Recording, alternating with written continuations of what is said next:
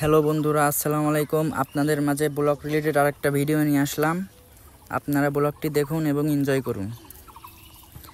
আমরা সব বন্ধুবান্ধব মিলে আজকে সাজাদপুর রেশমবাড়ির দিকে রওনা হলাম। রাস্তার সৌন্দর্য যেন মুগ্ধ করছে। যাওয়ার পথে হঠাৎ বৃষ্টি নামার কারণে আমরা সকল বন্ধুবান্ধব সিদ্ধান্ত নিই যে বৃষ্টির ভিতরেই মজা করতে করতে আমরা চলে যাব। বৃষ্টিতে ভিজতে ভিজতে আমরা সাজাদপুরের দিকে চলে আসলাম। সাজাদপুর আসার পর হঠাৎ দেখতে পাই রবীন্দ্রনাথ কাকু দাঁড়িয়ে আছে। তাকে সালাম জানিয়ে আমরা আবার রেশমবাড়ির দিকে রওনা হলাম।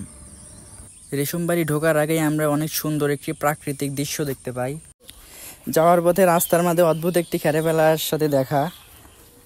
দেখেন কি অদ্ভুতভাবে খেরেফেলাটা দোতলার উপরে রেখে দিয়েছে। এখানকার মানুষের জীবনযাপনের জন্য গাভী লালন পালন করে। গাভীর দুধ বিক্রি করে এখানকার মানুষ জীবিকা নির্বাহ করে। এখানকার একটা গাভীরও গলায় দড়ি নাই। ওরা শান্তশিষ্টভাবে এখানে চলাফেরা করে, দেখেন সুন্দরভাবে। দেখতে দেখতে আমরা রেশমবাড়ির রাস্তায় চলে আসলাম। আজ বৃষ্টি হওয়ার কারণে এখানে মানুষজনের সংখ্যা একটু কম। মাঝখানে রাস্তা, দুই সাইডে পানি, দেখতে অনেক সুন্দর লাগছে। আমি সহ আমার সব বন্ধুবান্ধব মিলে একসাথে ফটোশ্যুট করলাম, অনেক এনজয় করলাম। আপনাদের হাতে যদি সময় থাকে আপনারাও এখানে এসে ঘুরে যেতে পারেন। আসসালামু আলাইকুম।